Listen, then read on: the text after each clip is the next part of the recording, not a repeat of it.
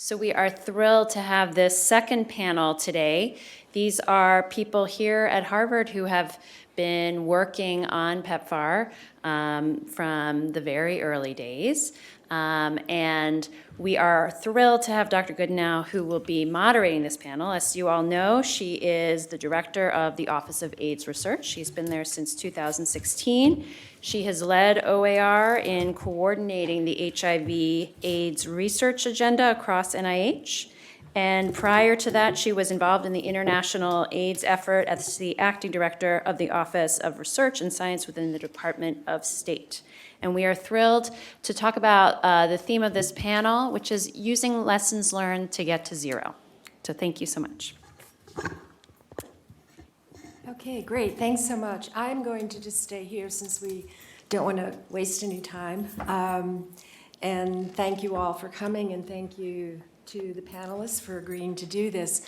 I just want to make a couple of comments to get started before we have the panelists talk. And I want to thank Charles for introducing the Office of Research and Science at the Office of the Global AIDS Coordinator, because it was a great year that I had the opportunity to follow you in that position, and it was really, it was a great learning experience and really played, I think, a pivotal role in my being in this position now. So the title of this particular panel is Getting to Zero. So what we really are doing now, I think, is pivoting from the past to starting to look towards the future. And how are we going to accomplish this? I'm going to give you a heads up right now that when it comes time to questions, and I hope we will have some time for that, I'm going to allow more than questions, and that is suggestions and comments about looking towards the future, because I don't think we have all the answers. So start thinking ahead a little bit there, if you will. How are we going to do this? It's absolutely essential that it happens. We are nowhere near epidemic control, either in the United States or globally, and we really are in a position, if you think about it, that we are going to be faced with HIV infections well into this century. We can certainly have an impact on the epidemic with the current tools that we have, but certainly long-term sustainability is going to require that we have a vaccine, and a cure would be a really excellent addition to the repertoire of tools. So we have a lot of work to do. You heard about the starting of PEPFAR, and really when you look at how that happened, the federal government, the US government, was actually funding a lot of HIV work, if you will, because for at least for more than 10 years before the start of PEPFAR, NIH was being funded to do HIV research. And the outcomes, if you will, of that first decade really provided the tools that allowed provided the data to argue that we should do something, we could do something internationally, and it really started with the, setting the foundation for PEPFAR. Tony mentioned in his talk about changing the research paradigm, because he mentioned something about how different science was in the 1980s, and it really was the case. And for junior investigators at that time in the late 80s, early 90s, when I was starting out, it was an amazing opportunity to have things like a database of sequences that you could get reagents from a repository, and you didn't have to figure out how you were going to get things from senior investigators who didn't want to share with junior people. I mean, it really had an amazing impact in terms of setting up clinical trials in cohorts, and just a whole host of activities, including the CFARs, which were set up as frameworks to support the research endeavor at academic institutions. So I think we've come a long way, but again, looking forward, how are we going to prepare this for the next 100 years, if you will? So what I would like to do now is moving forward, is to introduce our first panelist, who is Phyllis Kanki, and she's going to talk about the stage one, which we heard about a little this morning, about the first big funding that went to Harvard. So what I'd like to do before I get to the questions of getting to zero is to just give you a little bit of a background and personal perspective on the PEPFAR program as it relates to the Harvard program.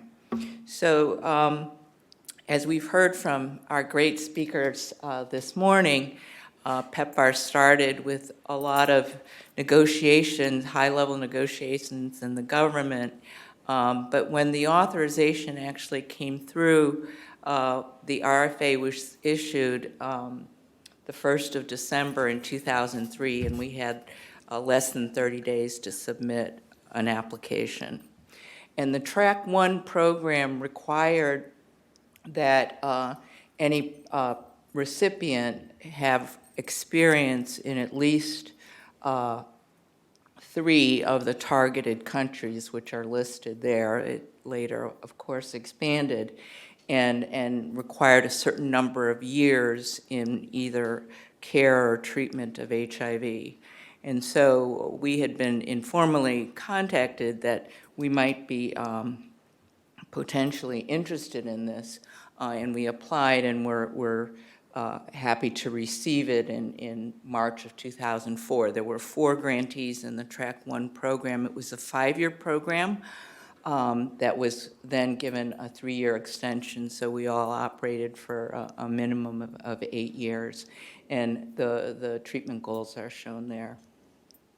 And as you can imagine, many of the Track 1 recipients, ICAP from Columbia, CRS, and Elizabeth Glaser, all scaled up to more countries over the 8-year period. We did not. We only stayed with the 3 countries, which was Botswana, Tanzania, and Nigeria.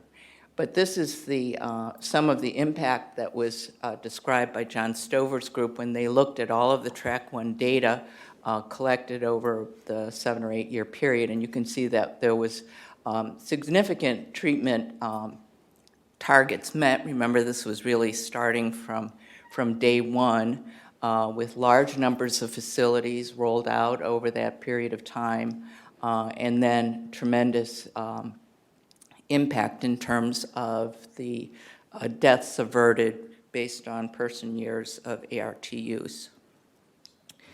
Now, the Harvard program was in 3 countries. We had Max, Essex, Rick Marling, Shahin, Roger had been working in Botswana for many years, a country with a tremendous burden that you'll hear more about. But when we initially learned of the grant, we had to go to the Ministry of Health to determine their what kind of program they wanted to put in place. And they did not want to have direct service delivery. So what they asked Harvard to do with the PEPFAR dollars was to develop a training program. This would be a trainer corps for not only physicians, but also nurses and pharmacists and laboratorians, and also an M&E program. So they nixed on the idea that we would provide an outpatient service at Princess Marina, but that we would do the training program.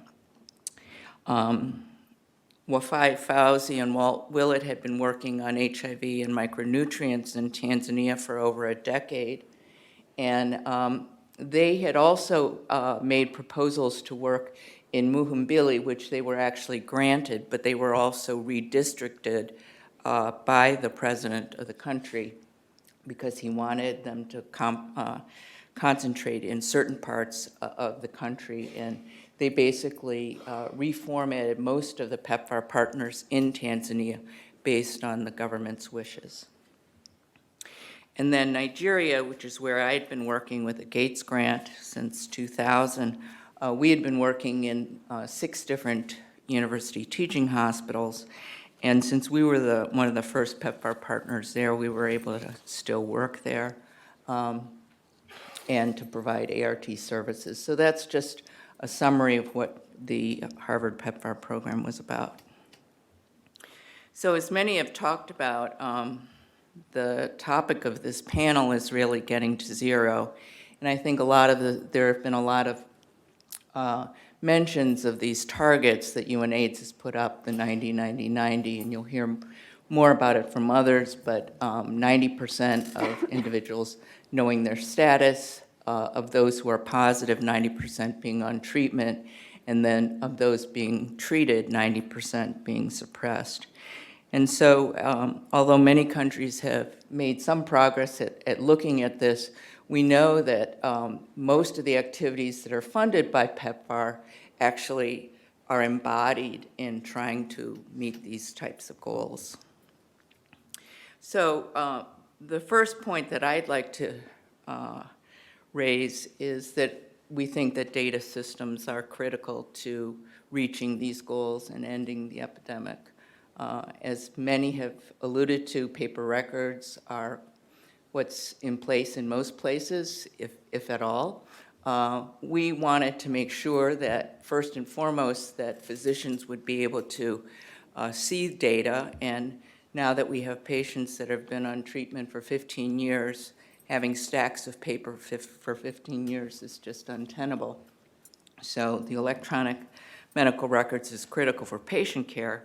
It's also critical for the reporting and also for implementation research as well. So this is just an example of how this data can be used. And we started electronic medical records in all 3 of our countries from day one, largely because we had been conducting research in those countries, and so that was a natural offshoot. But we were able to pretty rapidly describe outcomes of the PEPFAR-supported programs, either HIV or HIV and TB in Nigeria and Tanzania. And the numbers that we're able to do, to describe in these studies is unbelievably high. For the TB studies, these are the highest numbers of surveys that have ever been reported. And I think that just speaks to the kind of data that we have to have if we want to continue to monitor our progress in ending the epidemic. The second point I'd like to raise is laboratories. I'm a virologist by training, and so that was a critical part of our getting in place the proper diagnostics and monitoring. This is in Nigeria, but it was also done in Botswana and Tanzania. And in addition to typical monitoring like CD4s and viral loads, we also thought it was important to be able to begin to develop the capacity for sequencing and genotyping as well. And this allowed us to then support the national program. This is in Nigeria, where they were doing the WHO-type survey on pre-treatment kids throughout the country based on DBS, showing an unbelievably high rate of drug resistance, which was quite concerning, almost 48%, but also to couple that with a subtype analysis that we thought was important in interpreting the different mutations that were seen throughout the country, as well as the PMT-CT that was associated with that or not. And finally, training. So as I mentioned, Botswana's program was largely a trainer program. It was physicians, but also laboratory folks, pharmacists, nurses. We had mother sites supported by sort of satellite sites throughout the country. They were extremely effective in getting viral load testing spread out over a very big country, basically, and a very high burden country that you'll hear more about from Shahin. And then another point that I think has been touched upon by others is that Ambassador Gooseby really thought a lot about getting a higher or a more robust healthcare workforce. And so the Medical Education Partnership program was initiated and funded by PEPFAR, but also by Fogarty and Rogers here. And we were very fortunate to get the first round through the University of Ibadan, and then later on with 3 other universities. And I think that's been very critical to building the implementation research that's needed to build off the data that we have from these programs, but also to benefit the field.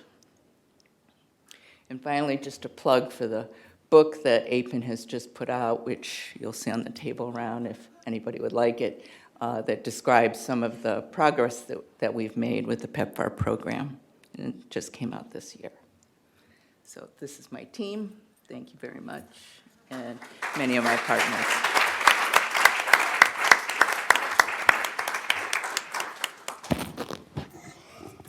Great, thanks a lot, Phyllis. So now we're going to move on to our second panelist, who's Shahin Lockman, and she's also here at Harvard, and she's an associate director of the Harvard Center for AIDS Research. Thank you so much. It is truly an honor and a delight to be here to recognize and really formally appreciate the truly remarkable, I think, historic contributions of PEPFAR, which have occurred, I think, really directly as a consequence of the remarkable leadership that we have heard about and witnessed and continue to see. So thank you for inviting me, Ingrid, and your colleagues, and for organizing a wonderful day. I'm going to try to just quickly, on behalf of the many colleagues in Botswana for whom I'm trying to speak, reflect on the trajectory of the HIV epidemic in Botswana, the response to that epidemic within Botswana and by partners, and where we stand today. I think I first went to Botswana in 1996, so I'm getting pretty old here. I went as an EIS officer with the Centers for Disease Control to work on tuberculosis. And it was immediately apparent that the problem was HIV that was really fueling a raging resurgence of tuberculosis. 9 out of 10 inpatients with TB were living with HIV, which was referred to because of stigma in the charts as RVI. HIV testing was not even routinely available, and met much of the stigma and horror of HIV that many have reflected upon today was evident. So I vowed then and there to return to Botswana, came over here, did my infectious disease training, and returned to Botswana in 1999. So I've been working ever since with Max Essex, who has since retired, and many other colleagues there. Botswana is a stable democracy formed in 1966. It has a relatively small population of 2.2 million and is now classified as an upper middle income country. It provides free health care and education to its citizens. However, it does have a formally recognized unemployment rate of 20%. It seems like higher to me. And it does have the 3rd highest Gini index, inequality index globally. So while many people say, well, what happens in Botswana can't be replicated, they're rich, it's not relevant to other countries, certainly Botswana has more resources than many other settings. But the daily reality of many people's lives and the model of clinical care and the types of clinics and clinical training that are available are actually, I think, not dissimilar from those elsewhere in the region and in less well-resourced countries. The HIV prevalence in the adult population in 2018 was estimated at 20%, and Botswana has unfortunately had the highest HIV prevalence, or 2nd highest globally since the beginning of the epidemic. So Botswana has, I think, and this, I think, to me, this is leadership is a theme, and I think that one of the main reasons that Botswana has mounted such a successful and impressive response to the epidemic has been leadership. President Mogai, who was president of the country from 1998 to 2008, really came into leadership at a time of devastation from the epidemic. And he said, formally, when others were trying to sweep HIV under the carpet, ignoring it, not acknowledging it, he said, "We are threatened with extinction. People are dying in chillingly high numbers. It is a crisis of the first magnitude." I mean, you can see, I took a picture of this. This is from that era of, there were billboards everywhere on the highway advertising funeral packages for families. That is not right. So he articulated this. He also said, "I will never give a public speech without mentioning HIV." And to my knowledge, he did not. So he was really a remarkable leader. Again, I think it is impossible from these graphics to comprehend the the impact of the HIV epidemic on lives of families, on society, on the economy. But you can see here the life expectancy at birth over time, where, you know, in the mid-'80s it had reached the low 60s, and then with HIV, and this is really due to HIV, declined dramatically and has since rebounded. And I think it's kind of difficult to miss, in the absence of other factors, what's going on here. With Botswana starting its free antiretroviral treatment program formally in 2002 after a pilot program that was started in 2001. And I think this, reflecting one of the themes that Maureen mentioned earlier, we started working in the Botswana-Harvard partnership was established in 1995 with activities really ramping up around 1998, 1999, starting with a clinical trial that was aiming to prevent the mother-to-child transmission, but before the era of antiretroviral treatment. This is an NIH-funded trial. And I think one of the wonderful things about being on the ground there and then with that infrastructure was that it really provided the laboratory infrastructure, the clinical infrastructure, and the ability to get our clinical trial participants onto treatment well before the government program started. And so we still see women who took part in that first trial who were living with HIV from the late 1990s, early 2000s, who are alive and come back to our clinics, and their kids are now 18, 19, 20. So it's really wonderful. So the profound impact of HIV and then subsequently the rollout of treatment on life expectancy is mirrored elsewhere in Africa. I think it's just worth pausing and again looking at what happened here, which outside of war and the plague, I'm not aware of other similar situations. So what has Botswana's response been to the epidemic, if you try to summarize what's happened over the last 20, 25 years? So Botswana was the first country in Africa to offer free treatment to its citizens with a program starting in 2002. It did roll out universal treatment in 2016 and was the first low middle-income country to adopt dolutegravir, a more potent antiretroviral, in first line, also in 2016. It has throughout, as Phyllis mentioned, financed most of its own HIV program, including drugs and clinical care. And that continues to be the case. It also has an extensive program to prevent mother-to-child transmission of HIV. At this point, more than 95% of pregnant women with HIV receive triple therapy, and the rate of mother-to-child transmission has gone down from around 50% to about 1.3%. So that's been a resounding success. The country, under the leadership of the president again, was one of the earlier countries to roll out opt-out routine HIV testing in facilities. And he would publicly take HIV tests on TV and talk about it on the radio.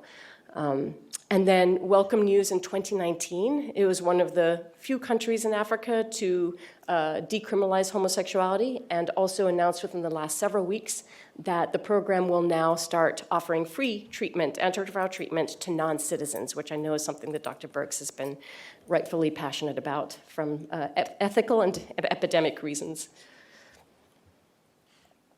So I won't belabor this. Phyllis mentioned, I think, PEPFAR's key contributions, which continue to this day to Botswana's HIV response.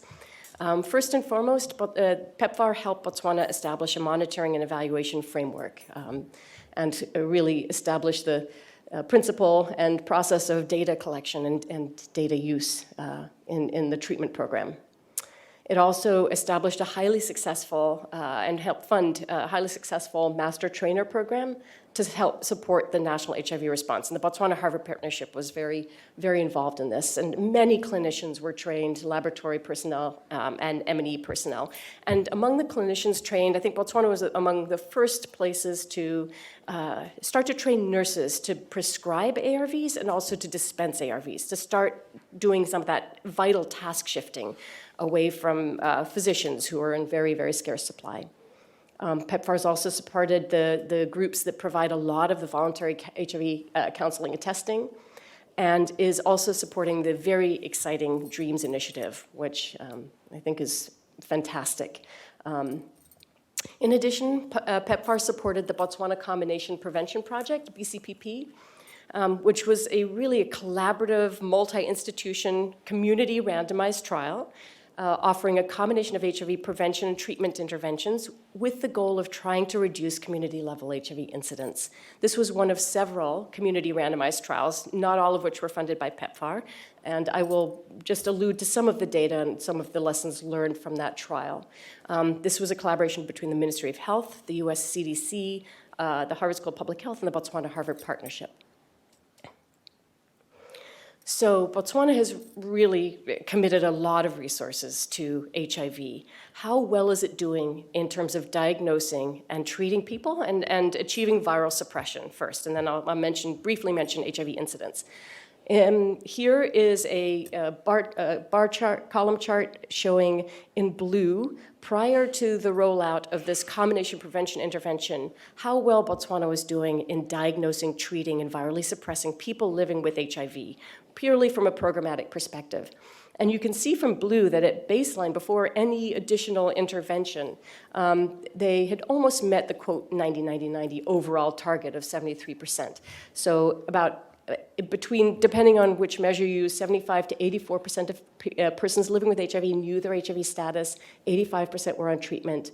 90% of those who were currently on treatment were virally suppressed, and therefore almost 70%. When before the combination prevention study was introduced, of people living in the community with HIV were believed to have viral suppression. You can see that despite starting from a pretty high threshold and a pretty impressive program, the prevalence of HIV diagnosis, treatment, and viral suppression did increase substantially to, according to our estimates, after this combination prevention intervention to 88%. And this intervention included intensive home-based HIV counseling and testing and mobile counseling and testing. And really the testing was the cornerstone of all subsequent activities and identified not only new persons who did not previously know their positive status, but also people living with HIV who may have been tested in the past and were not on treatment. The next step of the intervention was active linkage to care. And what that constituted was making an actual clinic appointment for people, which, as many of you who work in the setting realize, does not happen. People just kind of show up to clinics. So they were given an appointment in a time window in a day. They received a SMS text reminder of that appointment. And if they didn't show up, and this was the critical piece, there was a linkage to care navigator who followed up on them. And then the treatment component was expanded treatment, universal treatment, ultimately. And there was also enhanced male circumcision. So I think a couple of takeaways from this. Again, even when a country with a severe epidemic starts with high testing and treatment coverage, it's possible to get even higher levels of coverage to the point that you're reaching the mythical 95, 95, 95 coverage. It is possible, it's feasible. People are willing to get tested. You can find people who previously did not know their positive status, and even though they feel well and don't have advanced HIV disease, they appear to be very willing to come to the clinic and go on to treatment. And retention after 1 year for those newly starting treatment was 98%. So, and adherence was high, viral suppression was high. So that was encouraging, and I think we learned quite a bit from the study on optimal methods of testing and what it took to link people. This slide shows really the two left bars. This shows, again, population viral suppression, the proportion of all people we think are living in the community with HIV who have viral suppression. And in the lighter bottom parts are before the intervention, and then the darker part at the top, the overall suppression is post-intervention. And this is for the two leftmost bars are for the Botswana trial, but then there are 3 other universal test and treat trials that were done in Africa that, for which these data are shown. And what this shows is that men who are traditionally less engaged in care, have lower rates of testing and diagnosis, and are generally considered harder to reach, all of the trials were able to, while not bring the viral suppression rates in men to the same high level as in women, nevertheless really make a dent in the proportion of men who were not on treatment and not virally suppressed. So that was encouraging. Still work to be done, but some progress. And this shows a similar graphic, but for youth, people 16 to 24 years of age, or at least 25 years of age. And again, I think the difference here between the proportion virally suppressed among those who are younger versus older is even more striking than between men and women. So younger persons are still not as engaged in care, but the incremental increase when you really reach out to youth, and these studies tried to do that through a variety of different methods, the incremental increase is actually quite good. And so again, it gave us, I think, some lessons learned on how to reach youth. So what does this mean for all of this? You know, the rollout of testing, and I haven't spoken a lot about the prevention efforts in Botswana, the kind of biobehavioral, but really with the rollout of the testing and treatment, which have been the real focus of the program, what has happened to new infections? So between 2000 and 2018, the rate of new infections declined by about 36%. And as I mentioned before, and others have spoken about, there's also been a dramatic decline in HIV-related mortality by 40% over that same time frame.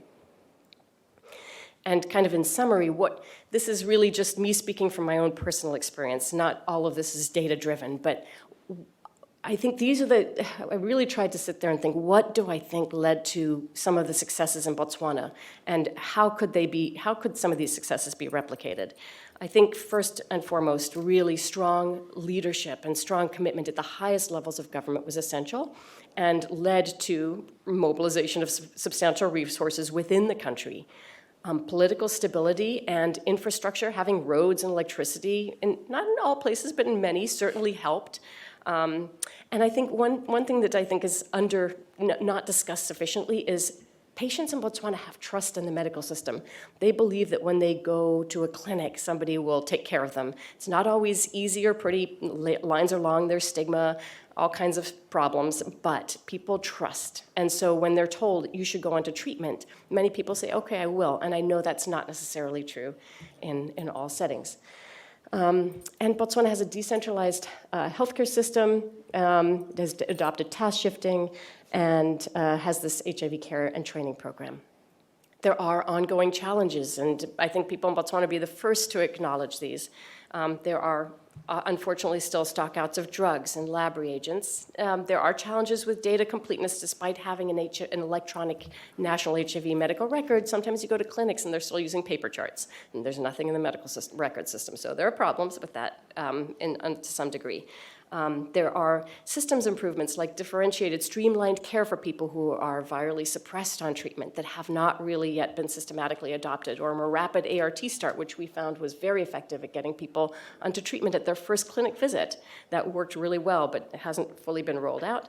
And frequent staff changes can really interrupt care at the clinic level. And multiple social factors, as some of them are being addressed directly or taken on by the DREAMS initiative and others, but gender inequality and lack of engagement in healthcare by men. Certainly stigma, much reduced compared to initially, but still there's stigma. We found that 20% of our patients in our studies go to a clinic outside of their own community because they don't want to be treated by their cousin or their aunt or people talking about their HIV. And financial security, almost 10% of young women report transactional sex. That's what people are telling us, exchanging sex for goods or money.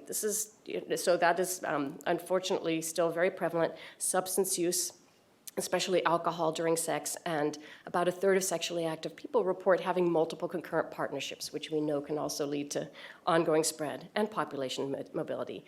And then minimal use of PrEP and other modalities like isoniazid preventive therapy. There are some things that just haven't been rolled out, as well as the remarkable progress that's been made with the treatment. So what about incidence? Again, from this combination prevention project, the main goal was to reduce incidence by getting as many people living with HIV onto treatment as possible for their own health, but also to reduce the community spread of HIV. We did see that within a relatively short time frame, 2.5 years, the rate of new infections was reduced by about 30%. So that was encouraging, and this is despite a lot of mobility. So the actual impact was probably larger. There's a lot of mobility in Botswana. We're starting to see that with some of the viral phylogenetic data, which we anticipated would impact the efficacy of the combination prevention. So it did reduce HIV incidence substantially. And if you carry that out over time, you can have a real dent on the epidemic if you can get many, many people tested into treatment quickly and as many people onto treatment as possible. However, HIV incidence in women 16 to 24, even after our intervention, was almost 2%. And I know it's not as high as in other settings, but this is kind of like, we're at 95, 95, 95. And we're still seeing 2% incidence in younger women, which is 9-fold higher than in men aged 35 to 64. So I think I would conclude, and I think our group concluded, that universal test and treat is incredibly important for many, many reasons, but probably is not going to get us to epidemic control as quickly as we would like to. Universal testing and engagement in care, though, is also, we feel like, a gateway to HIV prevention. So speaking of HIV prevention, now this is just my own musing, and the topic is getting to zero, so, and this is my last slide. I do want to mention pre-exposure prophylaxis. So Truvada PrEP was included in the Botswana 2016 guidelines, and really with the goal of offering it to populations that serodiscordant couples, men who have sex with men, female sex workers, or sex workers primarily, but thus far only about 300 people are receiving PrEP. So there has been a lot of hesitation. It's interesting that many people like the idea of PrEP, but healthcare workers and the program are just not yet on board. Program is worried about money and resources and overburdening the health system and detracting from treatment. They're also very worried about risk disinhibition and a resurgence of non-HIV sexually transmitted diseases. Same with providers. They're also worried about, providers are also worried about drug resistance. And patients, while they like the idea of PrEP, are reluctant to carry around pills because of the stigma associated with it and the feeling that they will be assumed to be living with HIV if they're carrying around pills, and how do you explain that to your partner, and all of that. So that is, those are big impediments. I think a couple of potential solutions. I think we would like to share and use some of the data from our combination prevention trial where we know who was getting infected with HIV to try to target PrEP to the highest risk individuals in a kind of more rigorous way, but whether people will adopt PrEP that way remains to be seen from a behavioral perspective. I think we also need to really test and refine more patient-centered and efficient, perhaps less medicalized delivery of PrEP, and then I think the Holy Grail, and I hope that Dr. Birx and Ken and others, Ken Mayer and others maybe speak to this, I think will be long-acting injectable or implantable ARVs for PrEP in lieu of the daily Truvada. So I'm hoping that's coming down the pike. So that's all I had to say. Thank you very much for giving me the time.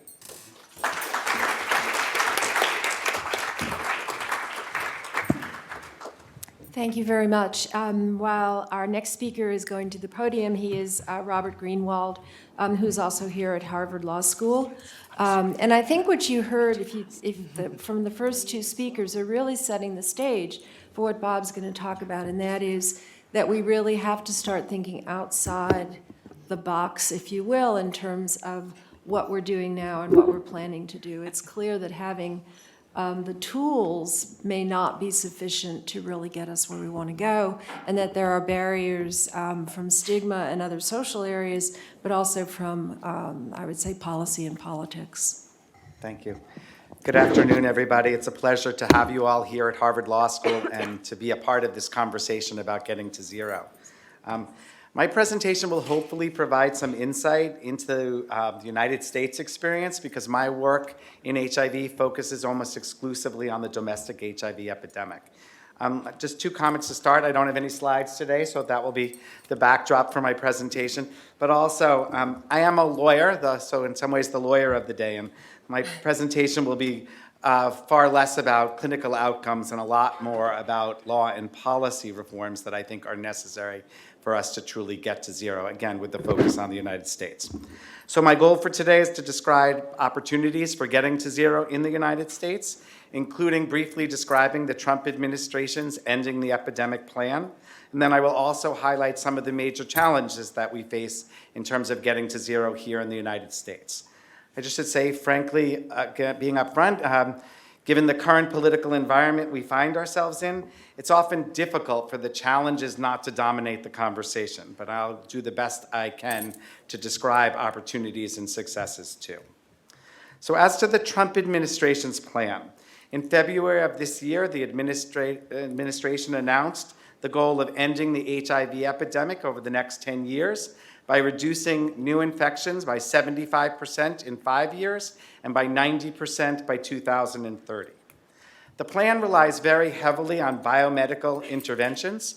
So in terms of recognizing the critical role of antiretroviral therapy plays for individuals living with HIV through viral suppression, the plan recognizes the critical role, again, of antiretrovirals in terms of improving individual health outcomes and eliminating the risk of transmission for HIV. Here we're talking about U equals U, undetectable equals untransmittable, and that's a major part of the plan. The plan also recognizes the role that pre-exposure prophylaxis, or PrEP, can play for those at risk of HIV in preventing transmission. Some of the other key features of the plan.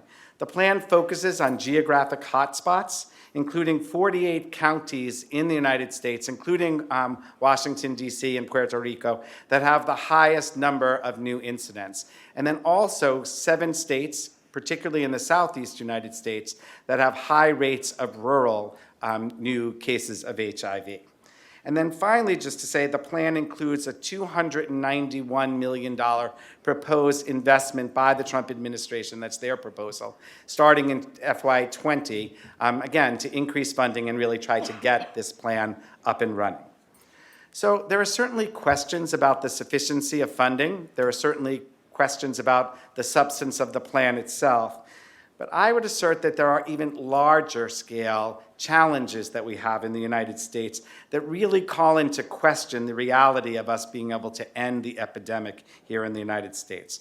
So I'm going to focus my challenges, focus on 3 challenges. One that relates to Congress, one that relates to the Trump administration, and one that relates to the states. So as to Congress, I think it is a significant challenge that we really can't rely on Congress to play a leadership role in ending the epidemic, and that's largely because Congress is plagued by gridlock. Currently, we have the Republicans controlling the Senate, Democrats controlling the House of Representatives. Now, while this is a challenge, for those of you that follow domestic health policy, I think you would all agree what a difference a year makes, because I say this because prior to the midterm election, the primary agenda of our Congress was to repeal the Affordable Care Act and to seriously undermine our health and public health programs, most notably Medicaid and Medicare. Now, thankfully, those threats are now behind us, but I would argue that gridlock challenge still remains, and that certainly undermines Congress's ability to really come together and play a leadership role in ending this epidemic. Now, as to the Trump administration, there are serious disconnects between the administration's ending the epidemic plan and its larger health policy agenda. So let me give you 3 examples of this. The Trump administration has issued new rules that allow insurers to offer private health insurance plans that were largely prohibited under the Affordable Care Act.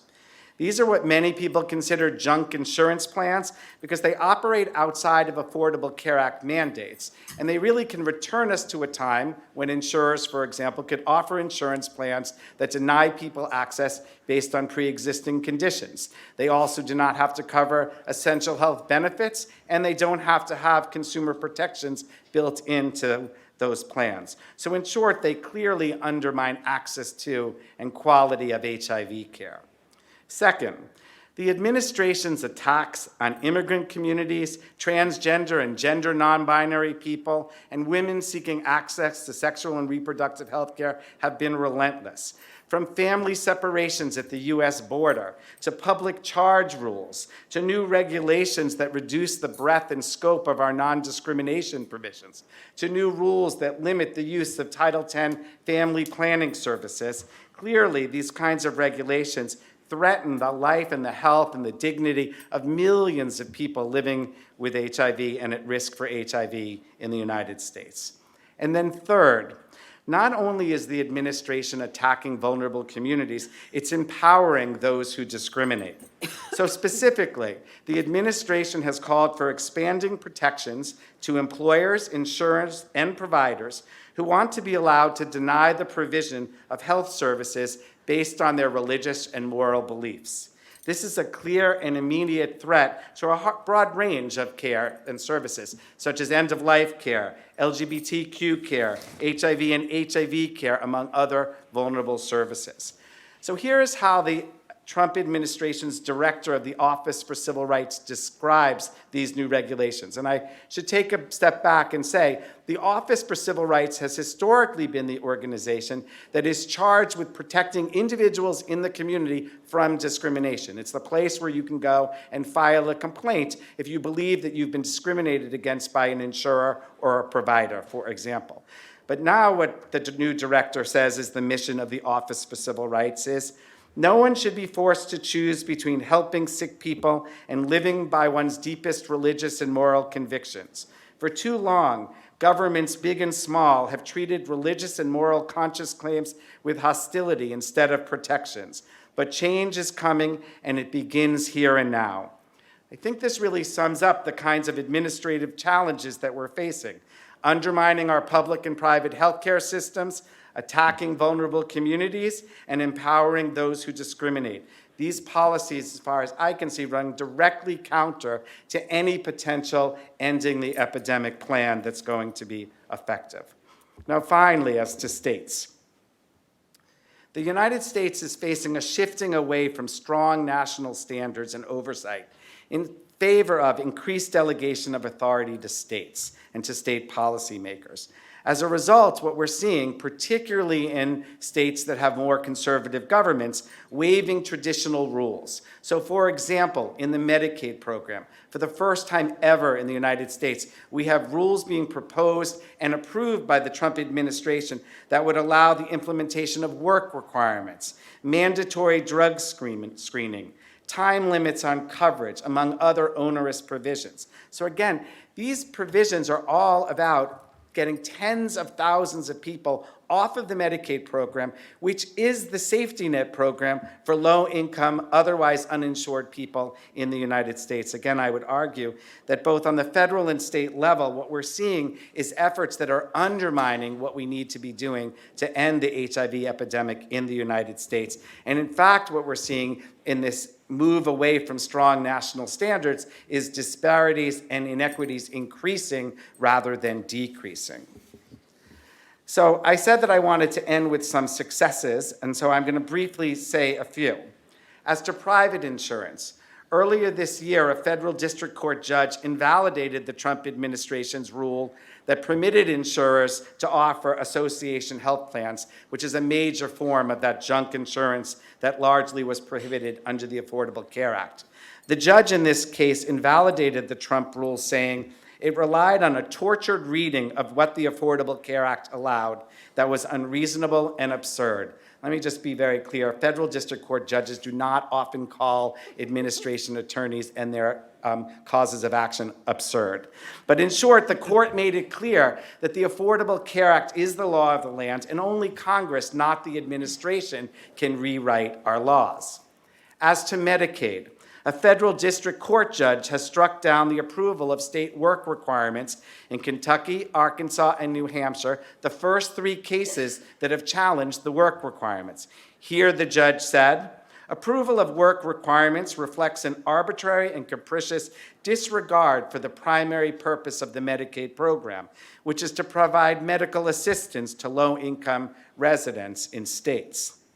And then finally, as to non-discrimination and healthcare rights, the Third Circuit Court of Appeals recently affirmed a lower court's nationwide injunction that has stopped the Trump administration from expanding religious and moral exemptions from Affordable Care Act mandated no-cost preventive services, and in this case, access to contraceptive services. So again, this is an important success in light of the fact that what the administration has been trying to do is expand these kinds of exemptions. So I should just say, these are all examples. The ones I just gave are of litigation because I am a lawyer. So we work to defend against some of these policies that we think undermine turning the promise of ending this epidemic into a reality.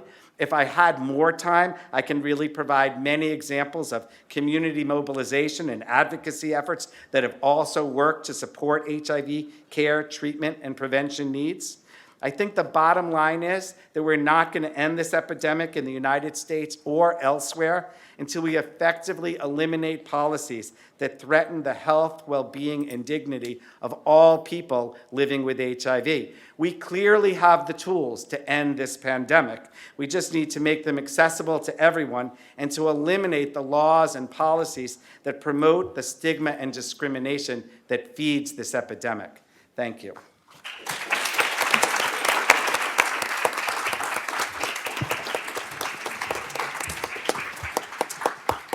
Thank you very much. So I'm going to swing back and ask a couple of questions of the panel, but I'd like people, because we are going to run out of time, to come up to the microphones maybe while we're having our first conversation and start to be ready to ask some questions and make some suggestions of your own. So Phyllis, I was just going to start with you and ask you to talk just a little bit more about some of the training opportunities and what did you see coming out of the investment, if not specifically in your program, but just in general in terms of the research, NIH, and training the next generation? So I think at one level, the training as originally envisioned, and I think both Eric Gooseby and Debbie knew about this, was having healthcare workers who knew how to deliver high-quality ART services. And it's complicated because it isn't just a physician. You have a physician in different services, you have pediatricians, you have nurses in antenatal care clinics. There are multiple places around any given hospital where you have to provide training as well as counselors, pharmacists, et cetera. So I think all the cadres are involved in that. But I think what came through in the MEPI program is a sort of longer view of how training will be important, and that was to incorporate some of these basic principles into medical school curricula, and that's happened at many of the MEPI-supported institutions. And then in the recent 5-year funding scheme, to provide sort of direct support to junior faculty so that they could become really involved in implementation research, largely based on PEPFAR-supported programs. So I think it's been a nice integration of those programs, a very complicated service delivery program like HIV treatment, prevention and treatment, and then education that has gone sort of hand in hand. Did you want to? Yeah, go ahead. Thank you. I also just wanted to comment that I'm glad you brought this up. I think it's an incredibly important, as others have alluded to, component of what PEPFAR and NIH and other stakeholders have contributed towards kind of an ongoing capacity building. So in Botswana, I think last year, I don't know if it was the first year, but the number of new grants that were submitted, the proportion of new grants that were submitted by our colleagues from Botswana at the Botswana-Harvard Partnership exceeded the proportion submitted by U.S. investigators. And that is really a testimony, and I know that we're not the only partnership. I think there are many other true partnerships that have existed for decades that are moving to this next and most wonderful stage. And it's a testimony to the investment over time in training, capacity building, mentoring. Some of the challenges remain for those who are able to secure funding and get training, whether they will have additional funding opportunities within country to continue that thereafter, but there are some encouraging signs. So I think it's incredibly important. I think if we're doing our jobs well, we'll be obsolete. So while I have you, I was going to ask you a couple of questions, or ask you some questions about, you showed the slides showing not only the BCPP study, but also the other, what were called combination prevention trials, and now I think they're called universal test and treat, something like that. And I just wondered, I mean, one of the challenges that we're facing in general with clinical trials going forward is how do we design trials that are going to be informative, address the right questions, and be able to actually do them, because I don't know how many people know all the details of those trials, but my recollection is that, I mean, overall, it was more than 1 million people that were enrolled in different ways. So I don't know if you just wanted to comment on that, and if anyone else wants to make some comments too. Thanks. I think, so there were 4 large community randomized trials that had the common goal of fundamentally improving diagnosis linkage treatment with the idea that it would reduce community-level HIV incidence. So as you can imagine, these were very complicated trials. And I think it's worth remembering as well that nobody is questioning the biologic premise that effective treatment will reduce transmission. It's really a feasibility one. Will people come out and get tested if they feel well? Will they go on to treatment? Will they stay on treatment? How much does it cost? It's really a feasibility question. And so I actually think that all of the studies in one way or another, without getting into details, showed a 20 to 30% decline in HIV incidence when universal testing was offered and linkage and treatment were implemented. So I think that in and of itself is important. And it's not that much lower than what we expected. So I think that actually was an important takeaway with all of the challenges of doing a trial where you have, a good proportion of the community moving backwards and forwards and in and out of the communities. I think that was quite impressive. And they all showed really that it is possible to get to this 90% threshold of test, know your status, 90% on treatment, 90% virally suppressed, and exceed that. And so I think each of them used different models and also showed different things about mortality. So I think we learned a lot about how to implement from all of the studies. I mean, clinical trials, obviously, individual randomized clinical trials have been and remain essential for moving forward our knowledge evidence base for treating diseases, including HIV. Community randomized trials are, of course, resource-intensive, incredibly resource-intensive and time-consuming. So how many more of these will be done? I don't know, but I think we've learned a lot. And across the studies, we've formed a consortium that is really working together to answer common questions and kind of tease apart what worked, what didn't. Why did it work here? Why didn't it work there? What are the phylogenetics of the viruses and how they spread? What is that telling us? How do we take this information and help countries invest in prevention by finding the people who are at highest risk of getting HIV? So that's a quick answer. Do we want to take a question here, and then we'll get back to you, Bob? Thank you. My name is Licia Yeaman, and I'm at the Petrie-Flom Center at the law school. I had a question for the panelists trying to connect what Professor Greenwald said to the global context, which is what are your concerns, or do you have concerns about the impact on getting to zero of the global Gag Rule and the extraordinary expansion of that global Gag Rule under the Trump administration? And what might be some of the effects that you're predicting? Thank you. So I certainly can't quantify that. It is definitely a concern internationally, and it's certainly a concern of mine. Particularly for prevention, HIV prevention in at-risk young women, being able to access both sexual and reproductive health services, family planning services, and HIV prevention services in the same place is incredibly logical, but I think that this is somewhere that the Gag Rule could have a negative impact. But I can't quantify that. Yeah, and I guess I would just add that I increasingly believe that we cannot leave people behind in this effort and think that we're going to get to zero. And so whether it's targeting sex workers, whether it's gag rules, whether it's homophobia, racism, whatever it is, we have to confront this or we're not getting to zero.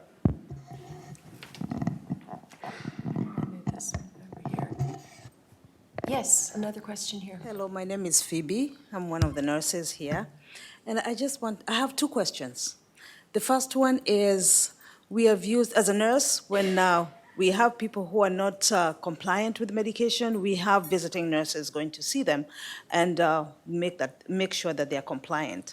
But I'm asking, have we thought of using community health workers in these areas? Because I haven't heard anybody talking about community health workers. I come from Kenya, and there's an area that they use community health workers to ensure compliance and to dig out those who we are not able to reach.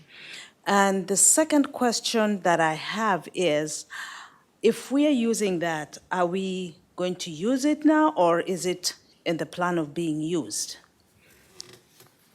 I could say just one part. So in my center here at Harvard Law School, there is a whole division that's called the Whole Person Care Team that focuses on social determinants of health. And one of the primary initiatives that we have been working on across the country is to integrate community health workers into the healthcare system. So there's a lot of resources about that effort and where we are in various states in accomplishing that you can see if you go to the Center for Health Law and Policy Innovation of Harvard Law School's website. And I'm happy to talk to you more about trying to have that integrated even within Harvard's healthcare systems. Thank you. My second question is, in most of the communities, you find that in Kenya community, what I would educate somebody in the central part is not what I'm going to educate somebody in the western part. The central part, we have women who are able to work, who are independent. The central part of Kenya, you have men who marry 3-4 wives, and so it's going to infect all these wives. So what I'm going to really make sure is that I find out how to make these women independent. So are we having just one fits it all, or do we have different programs that fit different communities? Thank you. Do you want to take that? Well, I do think that that's an important concept, one size doesn't fit all. I think that applies to many things aside from just counseling and the use of community healthcare workers, et cetera. In working in 3 very different countries, but even in Nigeria with 36 states, there's just huge heterogeneity in the kinds of programs and cultures that you're having to deal with for all of these programs. And at some level, I think we heard this morning about how these programs have been envisioned, and here's the goal and here's the target. And down at the program level, really getting that in place in 50 different communities is not always that easy, and it's not always that simple, so. Yeah, go ahead. Sorry, just want to really quickly say, I think that the question about community health work is incredibly important, and I think that, so I think many countries, including Botswana, definitely already, as part of the regular health system, deploy community health workers to go find people who've defaulted from treatment or not adherence, et cetera, and as lay counselors for offering HIV testing, and this extends beyond HIV. But I think we are, and countries are doing this, Mark Dybel, I think, articulated this very well, are being very innovative at coming up with new ways of not actually even having community health workers per se as community workers, so community members who really help extend the reach of treatment to more people in a more efficient way. And I think we can learn, I actually think there are many things that I see in Botswana where I feel like we could learn a lot and adopt here in the US. Yeah, I would agree, and I think that is going to be a really critical way, a place from going from global to domestic. Just to fill in a little piece of information, the National Institute of Nursing Research, which is one of the 27 institute centers at NIH, is very interested in developing a program and developing more programs in community health worker areas. And so I would suggest, and I think they're mostly going to be domestic, and so you might be interested in watching for those over the next 6 to 8 months to see what's coming out from there. Because I think there is a general thinking that we really need to develop this workforce. There just aren't enough physicians, and they're not going to be able to expand quickly enough. Yes? Ken Friedberg from Mass General and the Harvard CFAR. Question, Shahin, for you. It's really a follow-up to Charles's point about efficiencies and heterogeneity and at the clinical level. So as you show those remarkable levels of viral suppression, 90-90-90 was aspirational when it started, and then people achieved it. And now 95-95 seems aspirational, and Botswana has achieved it. So as viral suppression gets to that level, PrEP becomes less valuable by definition because there are fewer infected people. But at 1.9%, young women need PrEP. So how do we, the global we, move from a public health approach, which maybe made sense at the beginning, to what has to be a more nuanced approach based on communities and individuals, because it really has to now depend on different groups. So how do you see that next phase developing? I think it would be really wonderful to hear from others who spend a lot of time working in this exact area, and I don't know if Dr. Birx or others will speak to this. But I think we are entering a phase where countries, a lot of it gets back to data and having good, high-quality local data to help inform decisions as to who is at highest risk. And then I think really, I do think that doing high-quality research, including social behavioral sciences research, to understand where do we find these individuals who are at high risk? How do we reach out to them? How do we offer prevention and PrEP in a way that will be relevant and acceptable? And how do we offer a care delivery model that's not so burdensome on the health system and on women? I think all of that work is going to have to happen. I don't think it's going to necessarily be easy, and there are many people who are already engaged in that. But I think that the fundamental premise is really understanding, having that information, the data, to understand who's at risk. And it is largely young women, but I think when you have really good data, you can further refine your profile and really come up with a risk score that's relevant to the context in the here and the now, if you have the luxury of having that data. And I know you were talking primarily globally, but I would just say that we certainly have our challenges around PrEP here in the United States. I mean, it's been great that the United States Preventive Services Task Force has now given it a grade A so that it will be covered for the Medicaid expansion population and the new private insurance markets, but not necessarily for traditional Medicaid beneficiaries, and still unclear in Medicare. But I think beyond that is really the question of what the scope of the free preventive service is. And so it has to be more than just the pills themselves. It has to be a broad, free preventive service in order for us to be able to effectively have PrEP reach folks that really need it.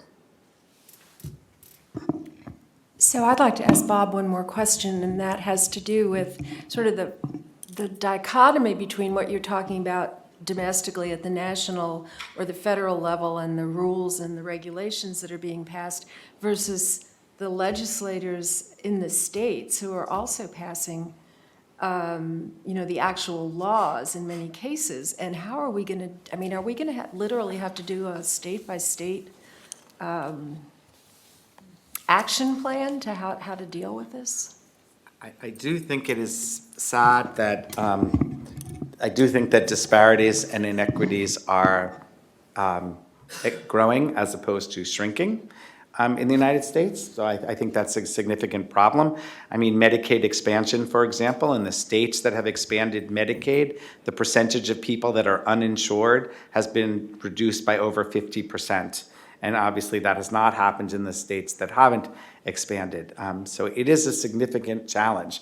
I'd like to say that I have some optimism in that, if the Trump administration really does take the ending the epidemic plan seriously, despite the disconnects that I mentioned, there may be some opportunities, particularly in the more conservative states, to really pitch the plan as, look, this is all about President Trump's plan to end HIV, and that it is possible with that framework that we can get some of the more conservative states that have been resistant. I mean, we know Florida, for example, it was just realized that about $800 million or something in federal HIV funds were returned to the federal government because the state didn't have an interest in spending that money on their population living with HIV. We have to, and the Trump administration, I think, there are great people in that administration who really care, and we can certainly make a difference. So I just, again, my comments just clearly before were very much about sort of big picture political framework, and I do think there are many things coming out of the administration that are undermining and counter to ending the epidemic plan, but at the same time, I think we should try to drive everything we can, and this maybe create some opportunities. Okay, thank you. I don't see any more questions. And if not, then we'll bring this session to an end. I want to thank my panelists, and I definitely want to thank you. The audience was just great. Thank you. I really appreciate it.